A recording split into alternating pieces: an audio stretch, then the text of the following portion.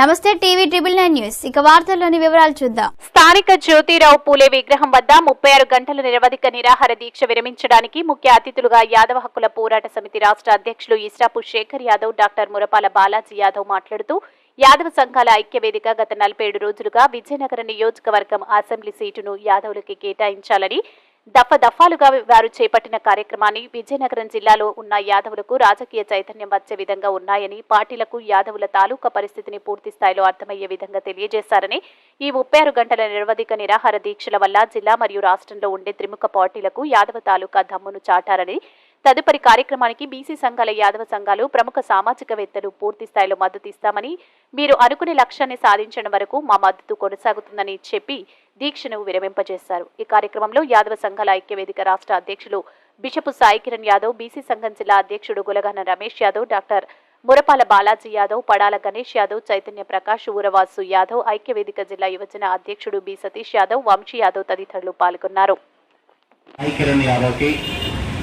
ఆయనకి తోడుగా ఉన్న తమ్ముళ్లకు, సోదరిమణులకు, అలాగే ఈ ఉద్యమంలో పాల్గొన్న బీసీ సంక్షేమ సంఘం అధ్యక్షులు గులగాన రమేష్ గారికి, ఇక్కడికి సంఘీభావం తెలపడానికి ఇచ్చేసిన విద్యావేత్త డాక్టర్ మురపాల బాలాజీ యాదవ్ గారికి, ఇక్కడికి ఇచ్చేసిన మిత్రులు అందరికీ కూడా పేరు పేరున నా నమస్కారాలు తెలియజేస్తున్నాను. ముందుగా తరాలు మారిన యాదవుల తలరాతలు ఈ విజయనగరం జిల్లాలో మారట్లేదు. ఎందుకంటే దశాబ్దాలుగా ఈ ఆంధ్రప్రదేశ్లో ఉన్న రాజకీయ పార్టీలన్నీ కూడా బీసీలకు సమన్యాయం చేస్తున్నామని చెప్తున్నారు. చాలా సంతోషం. మీరు సమన్యాయం ఎక్కడ చేశారు, ఎలా చేస్తున్నారో ఒకసారి ఆలోచన చేయమని యాదవ హక్కుల పోరాట సమితి నుంచి నేను ప్రశ్నిస్తున్నాను.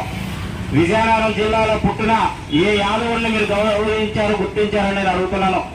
ఈ విజయనగరం జిల్లాలో బీసీ సామాజిక వర్గాలే కాదు, ఎస్సీ సామాజిక వర్గం, ఎస్టీ సామాజిక వర్గం, వీళ్ళందరినీ కూడా రిజర్వ్డ్ నియోజకవర్గాలుగా 3 నియోజకవర్గాలు మన జిల్లాలో తీసుకున్నట్టయితే 2 ఎస్టీలది, 1 ఎస్సీలది.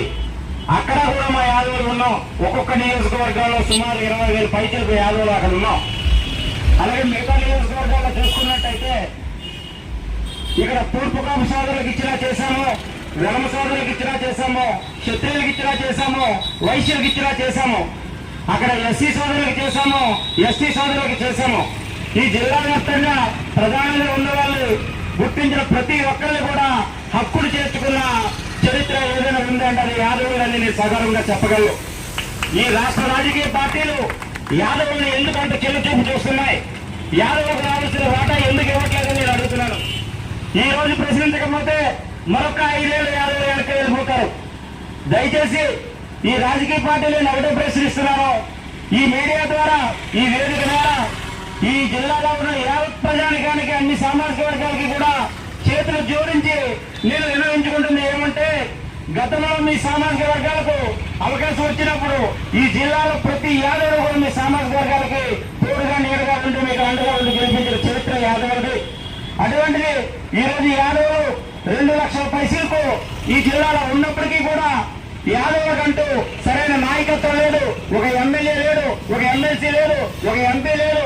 అట్లీస్ట్ చెప్పుకోవడానికి ఒక జిల్లా పరిషత్ చైర్మన్ కానీ, ఇప్పుడు డాక్టర్ గారు చెప్పినట్టు ఒక జెడ్పీటీసీ కానీ ఏమీ లేకుండా చేస్తున్నారు.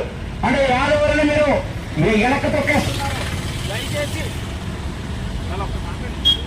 వార్తలు ఇంతటితో సమాప్తం. మళ్ళీ తిరిగి ప్రసారం అయ్యే టీవీ ట్రిబుల్ 9 న్యూస్ లో కలుద్దాం. అంతవరకు సెలవు.